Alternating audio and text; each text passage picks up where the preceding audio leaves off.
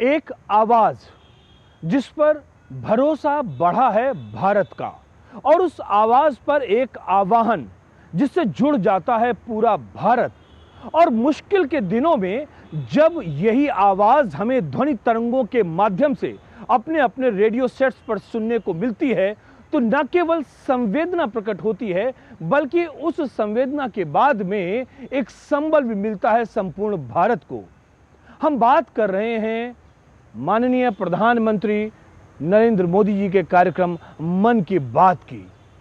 स्वागत है आप सभी का डीडी न्यूज पर। एक भारत श्रेष्ठ भारत के इस खास कार्यक्रम में मैं हूं आपके साथ मनीष वाजपेयी, और अपने इस खास कार्यक्रम में मन की बात का जिक्र इसलिए क्योंकि अब मन की बात को प्रसारित होते हुए 9 साल पूरे हो चुके हैं।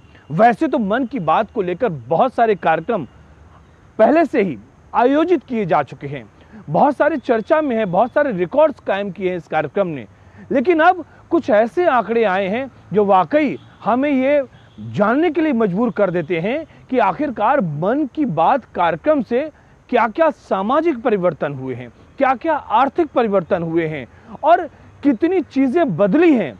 न सिर्फ हमारे कार्य संस्कृति में बदलाव आया है, लोगों की सोच में बदलाव आया है, लोगों ने कुछ ऐसी चीजों को जाना है जिसको वो पहले नहीं जानते थे। तो ये सारी बातें आज हम शामिल करने वाले हैं अपने इस खास कार्यक्रम में।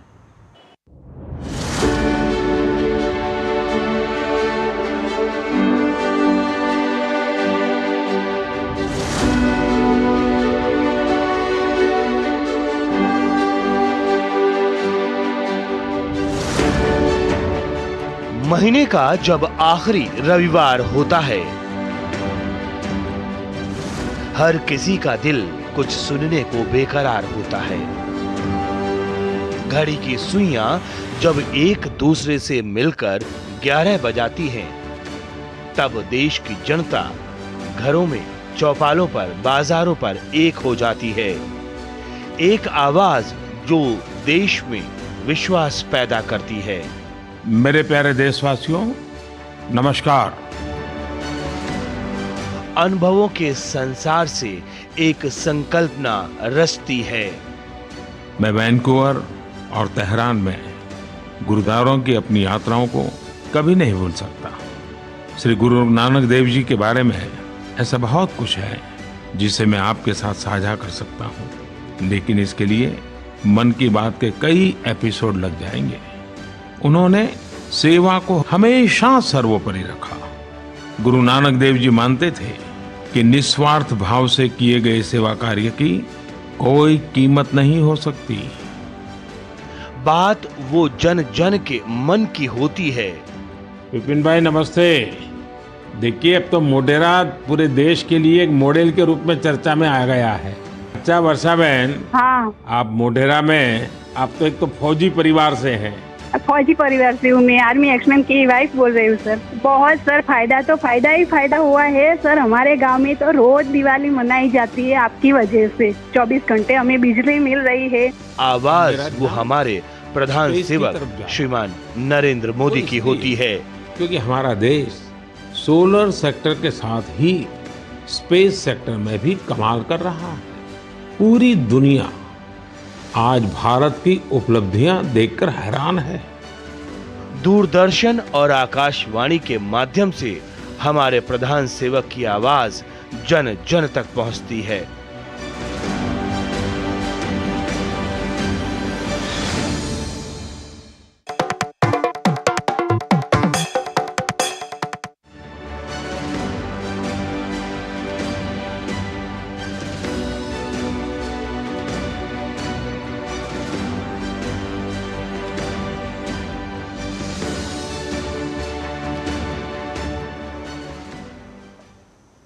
जब से मन की बात कार्यक्रम का प्रसारण शुरू हुआ है और 105 एपिसोड अब तक प्रसारित हो चुके हैं, जो शोध के बाद में जो चीजें निकल कर आई हैं, वाकई वो चौंकाने वाली हैं।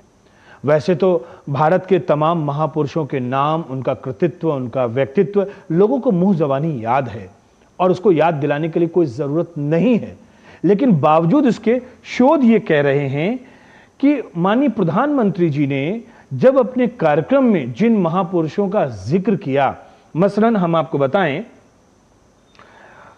महात्मा गांधी से लेकर स्वामी विवेकानंद, सीवी रमन जी का, लाल बहादुर शास्त्री जी का, डॉक्टर कलाम जी का, जिस तरीके से इन स्टॉलवर्ड्स के लिए जो लगातार माननीय मोदी जी का आग्रह रहता है, उनका जो व्यक्तित्व, उसके बारे में जो वो व्याख्या करते हैं, उसके बाद लोगों की दिलचस्पी और बढ़ी है। और यही बात गूगल के सर्च से या जो शोध हुए उस बात निकल कर आई ये चीज कि उनके बार बार सर्च करने से समझ में आया कि अच्छा, इन महापुरुषों में लोगों की दिलचस्पी ज्यादा बड़ी है, क्योंकि लोग उनके जीवन को और समझना चाहते हैं, उनको और जानना चाहते हैं। आखिरकार ऐसी क्या बात थी कि तमाम कार्य संस्कृति में बदलाव को लेकर माननीय मोदी जी ऐसे महापुरुषों का लगातार जिक्र करते हैं जिनका जीवन अनुकरणीय हो।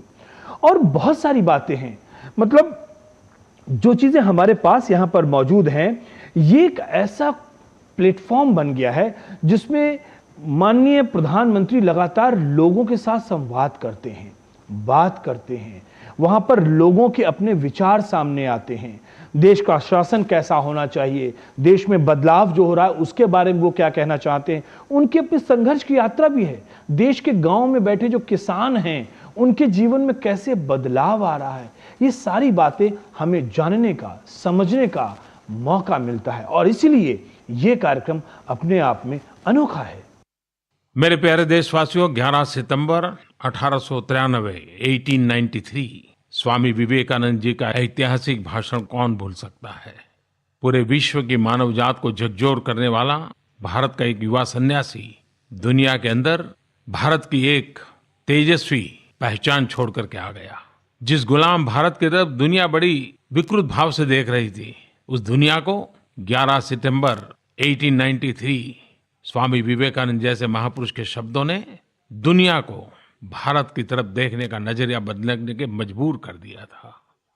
आइए, स्वामी विवेकानंद जी ने जिस भारत के रूप को देखा था, स्वामी विवेकानंद जी ने भारत के जिस सामर्थ्य को जाना था, हम उसे जीने की कोशिश करें। हमारे भीतर है, सब कुछ है, आत्मविश्वास के साथ चल पड़े।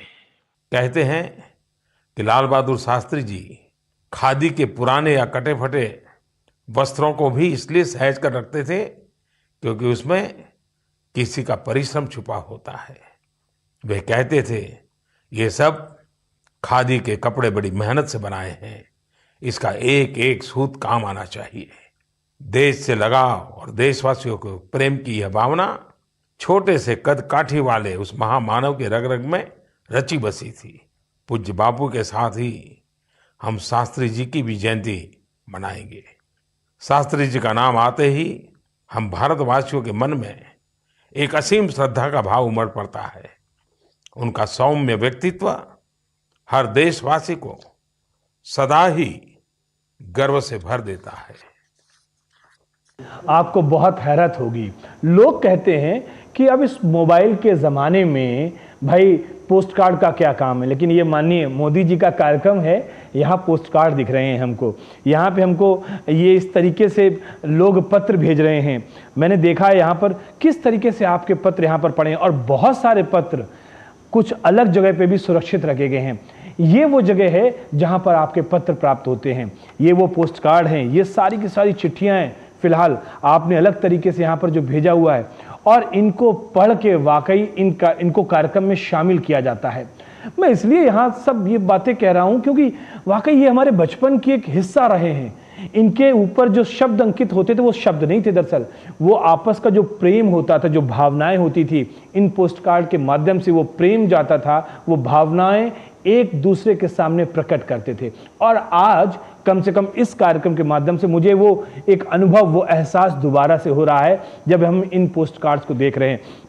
बहरहाल, जब हम जिक्र मन की बात कार्यक्रम का कर रहे हैं, तो मन की बात कार्यक्रम का जो हिंदी वर्जन जो सबसे पहले की शुरुआत हुई है वो 3 अक्टूबर 2014 से हुई है, और उसके बाद में अंग्रेजी वर्जन की भी शुरुआत की गई और वो 31 जनवरी 2016 से हुई है।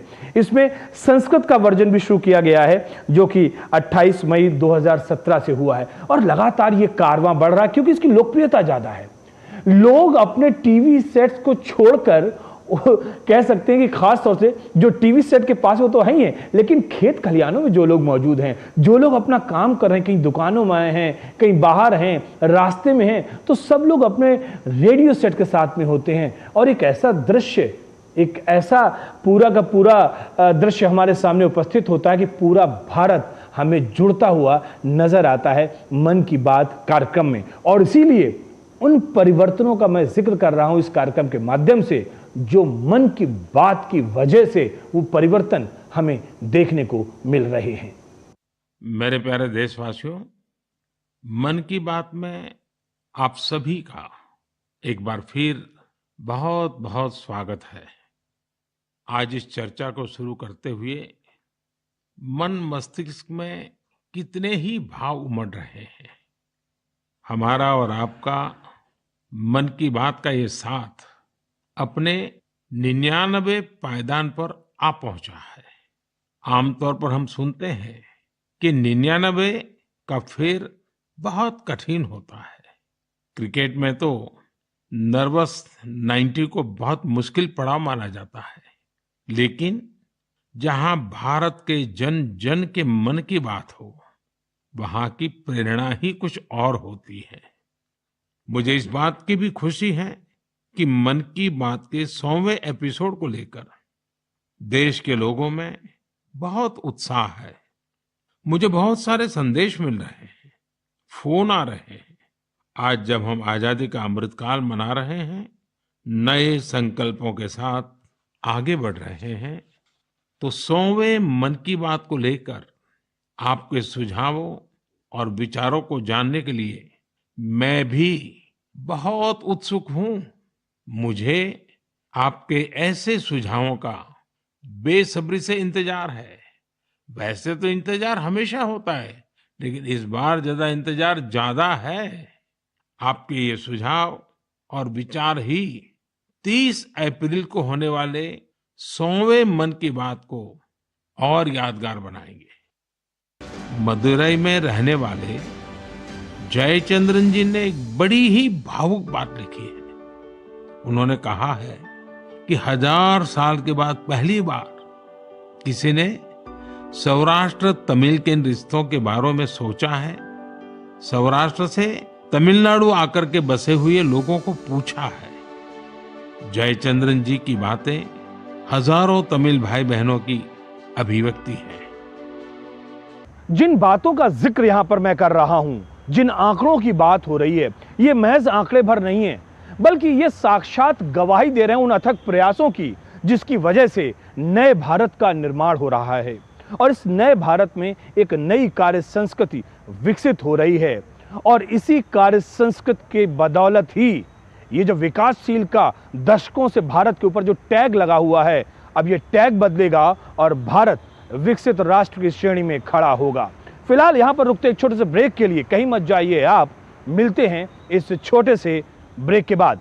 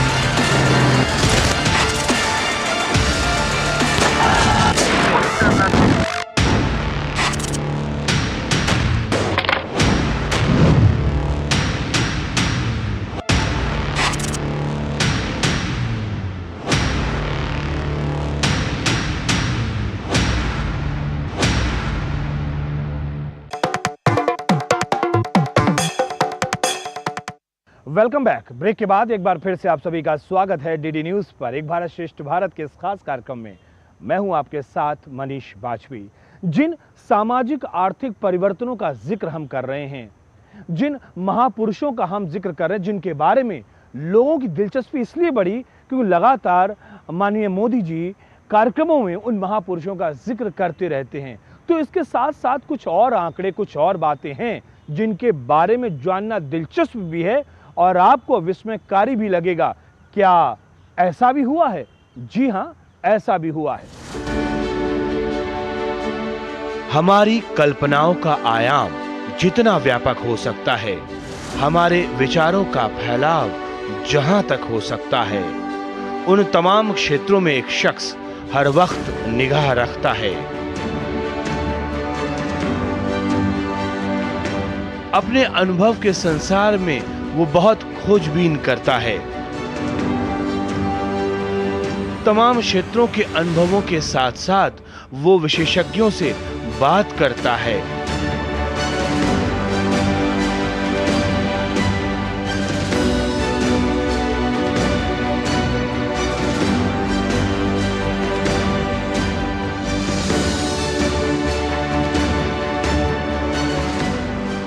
और संस्कृति समाज सेवा के साथ साथ सहकार की बात बताता है। व्यस्ततम दिनचर्या के बावजूद भी वो हमसे हमारी बात करने महीने की हर आखिरी रविवार को आता है।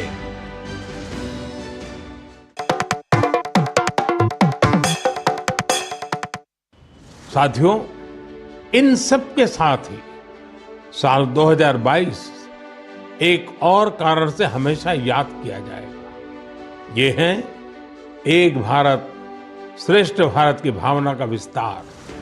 देश के लोगों ने एकता और एकजुटता को सेलिब्रेट करने के लिए भी कई अद्भुत आयोजन किए। गुजरात के माधवपुर मेला हो, जहां रुक्मिणी विवाह और भगवान कृष्ण के पूर्वोत्तर से संबंधों को सेलिब्रेट किया जाता है, या फिर काशी तमिल संगमम हो, इन पर्वों में भी एकता के कई रंग दिखे।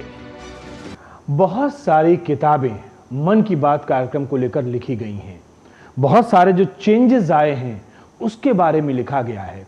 और ये बात बिल्कुल उतनी ही सच है जैसे कि सूरज का पूरब में उदय होना। वो इसलिए कि सफाई के बारे में तो सदियों से कहा गया है। हमारी वैदिक संस्कृति हो, हमारी जो सनातन विचारधारा है, स्वच्छता को लेकर तो हमेशा कहा गया है। स्वच्छता में ईश्वर का वास होता है, यह भी कहा गया है। लेकिन जब माननीय प्रधानमंत्री जी ने स्वच्छता को एक सामाजिक अभियान बना दिया तो लोगों ने इसको समझा। और लगातार हम देख रहे हैं कि स्वच्छता अभियान किस तरीके से चल रहा है। अंगदान की बात हो, बेटी बचाओ बेटी पढ़ाओ की बात हो, सेल्फी विद डॉटर की बात हो, न्यू इंडिया की बात हो, ऐसे न जाने कितने सामाजिक मुद्दे जो नेपथ्य में चले गए थे, उन मुद्दों को, उन विचारों को एक नई ऊर्जा मिली है, एक नई स्फूर्ति मिली है। और इस बात का श्रेय माननीय मोदी जी को जाता है और इस बात का श्रेय उनके कार्यक्रम मन की बात को जाता है। क्योंकि कोई भी ऐसा विचार जो अप्रासंगिक हो चुका था, उस विचार को मुख्य धारा में वो लेकर आए। और न केवल वो मुख्य धारा में लेकर आए, बल्कि लोग ये सोचने पर विवश हो गए कि वाकई हमारे जो प्रधान सेवक हैं वो कह तो बात सही रहे हैं, हाँ हमारी आदत खराब हो चुकी है तो हमें अपनी आदत को सुधारना है। और हमने देखा है ऐसी कई कुरीतियों को दूर करने में मदद मिली जो हमारे लिए, हमारे समाज के लिए अभिशाप बन चुकी थी। ये असर है मन की बात कार्यक्रम का। 8 मार्च पूरा विश्व महिला दिवस मनाता है। भारत में भी बेटियों को महत्व देने, परिवार और समाज में उनके प्रति जागरूकता बढ़े, संवेदनशीलता बढ़े। बेटी बचाओ बेटी पढ़ाओ ये आंदोलन तेज गति से आगे बढ़ रहा है। आज ये सिर्फ सरकारी कार्यक्रम नहीं रहा है, ये एक सामाजिक संवेदना का, लोक शिक्षा का अभियान बन गया है। विगत 2 वर्षों के दौरान इस कार्यक्रम ने आम जनमानस को जोड़ लिया है। देश के प्रत्येक कोने में इस ज्वलंत मुद्दे पर लोगों को सोचने पर मजबूर किया है और बरसों से चली आ रही पुराने रीति रिवाजों के प्रति लोगों की सोच में बदलाव लाया है। हम सभी ने परिवारों में, हिंदुस्तान के हर कोने में अन्नप्राशन संस्कार के बारे में सुना है। ये संस्कार तब किया जाता है जब बच्चे को पहली बार ठोस आहार खिलाना शुरू करते हैं। लिक्विड फूड नहीं, सॉलिड फूड। गुजरात ने 2010 में सोचा कि क्यों न अन्नप्राशन संस्कार के अवसर पर बच्चों को कॉम्प्लीमेंट्री फूड दिया जाए ताकि लोगों को इसके बारे में जागरूक किया जा सके। यह एक बहुत ही शानदार पहल है जिसे हर कहीं अपनाया जा सकता है। कई राज्यों में लोग तिथि भोजन अभियान चलाते हैं। अगर परिवार में जन्मदिन हो, कोई शुभ दिन हो, कोई स्मृति दिवस हो, तो परिवार के लोग पौष्टिक खाना, स्वादिष्ट खाना बना करके आंगनवाड़ी में जाते हैं, स्कूलों में जाते हैं और परिवार के लोग खुद बच्चों को परोसते हैं, खिलाते हैं, अपने आनंद को भी बांटते हैं और आनंद में इजाफा करते हैं। सेवा भाव और आनंद भाव का अद्भुत मिलन नजर आता है। साथियों, ऐसी कई सारी छोटी छोटी चीजें हैं जिससे हमारा देश कुपोषण के खिलाफ एक प्रभावी लड़ाई लड़ सकते हैं। आज जागरूकता के अभाव में कुपोषण से गरीब भी और संपन्न भी दोनों ही तरह के परिवार प्रभावित है। पूरे देश में सितंबर महीना पोषण अभियान के रूप में मनाया जाएगा। आप जरूर इससे जुड़िए, जानकारी लीजिए, कुछ नया जोड़िए, आप भी योगदान दीजिए। अगर आप एकाध व्यक्ति को भी कुपोषण से बाहर लाते हैं, मतलब हम देश को कुपोषण से बाहर लाते हैं। मेरे प्यारे देशवासियों, मुझे आपका इंतजार रहेगा 29 अगस्त को फिट इंडिया में, सितंबर महीने में पोषण अभियान में और विशेषकर 11 सितंबर से 2 अक्टूबर स्वच्छता अभियान में और 2 अक्टूबर टोटली डेडिकेटेड प्लास्टिक के लिए। मन की बात का इस कार्यक्रम का जब ये हम निर्माण कर रहे हैं और निश्चित तौर पर हम इस कक्ष में मौजूद रहे, जिस कक्ष में आपके पत्र आते हैं और इन पत्रों की लगातार गहनता से, बारीकी से इसकी जांच पड़ताल की जाती है। जो कुछ बातें यहाँ पर आती हैं पत्रों के माध्यम से, वो प्रधानमंत्री कार्यालय तक पहुँचाई जाती हैं। तो इन सारे पत्रों के माध्यम से मैं लगातार देख भी रहा था। मुझे एक बात बहुत अचरज की लग रही है कि अभी तक देश का एक गांव का किसान देश की अर्थव्यवस्था कैसे आगे बढ़े, देश की अर्थनीति क्या होती है, इस बारे में अभी तक वो अनजान था। लेकिन मन की बात कार्यक्रम में जिस तरीके से छोटी छोटी बातों को लेकर माननीय प्रधानमंत्री जी ने देश की अर्थव्यवस्था को लोगों तक पहुंचा दिया, चाहे वो पीएम स्वनिधि योजना हो, चाहे सुकन्या समृद्धि योजना हो, चाहे डायरेक्ट बेनिफिट ट्रांसफर योजना हो, चाहे मुद्रा लोन की बात हो, जन धन की बात हो। महज ये आर्थिक योजनाओं के ही जिक्र नहीं कर रहे हैं, बल्कि देश कैसे 5वीं सबसे बड़ी अर्थव्यवस्था बने, $5 ट्रिलियन इकोनॉमी, कैसे ये अर्थव्यवस्था कितना बड़ा पूरा हम कारोबार कर सकते हैं, अर्थव्यवस्था कैसे बढ़ाते हैं। लोग अब इस बारे में बात कर रहे हैं, लोग इस चीज को सोच रहे हैं और इस लक्ष्य को अचीव करने के लिए, इस गोल को अचीव करने के लिए हमें क्या क्या करना चाहिए, वो कौन कौन से उपाय हो सकते हैं जिनसे हमारी अर्थव्यवस्था और ज्यादा बढ़े। ये बात जो अभी तक नेपथ्य में थी, वो बात अब मुख्य धारा में आ चुकी है और देश का जन जन इस बात के लिए एक मन हो रहा है कि इस देश को विकसित भारत बनाना है, विकसित देश बनाना है और देश को 5वीं सबसे बड़ी अर्थव्यवस्था में लेकर जाना है। और निश्चित तौर पर इसमें मन की बात कार्यक्रम का एक बड़ा योगदान समझ में आ रहा है और आंकड़े इस बात की गवाही दे रहे हैं। प्रधानमंत्री मुद्रा योजना, फंड द अनफंडेड, जिसको धनराशि नहीं मिलती है उनको धनराशि मिले। और मकसद है, अगर मैं सरल भाषा में समझाऊं तो 3 E's, 3 E, enterprise, earning, empowerment. बहुजन हिताय बहुजन सुखाय, यही वो मंत्र है जो दशकों से आकाशवाणी की कार्य संस्कृति का मूल मंत्र रहा है, आधार रहा है। और आकाशवाणी की इस गरिमा में मन की बात कार्यक्रम ने और भी ज्यादा बढ़ोतरी कर दी है, या यूं कह सकते हैं 4 चांद लगा दिए हैं। और सिर्फ इतना ही नहीं, बल्कि संपूर्ण भारत को एक सूत्र में पिरोने के लिए, सर्व समाज को एक साथ लाने के लिए मन की बात कार्यक्रम ने अपना महत्वपूर्ण भूमिका या महत्वपूर्ण रोल अदा किया है। और इस माध्यम से हमें पूरा भारत एक सूत्र में दिखता है और इसके माध्यम से हमें एक भारत श्रेष्ठ भारत का दिव्य स्वरूप भी दिखता है। और इसीलिए इस कार्यक्रम में मन की बात को हमने शामिल किया है। तो फिलहाल मुझे दीजिए इस कार्यक्रम में इजाजत, लेकिन इस वायदे के साथ कि फिर होगी आपसे मुलाकात। तब तक के लिए नमस्कार।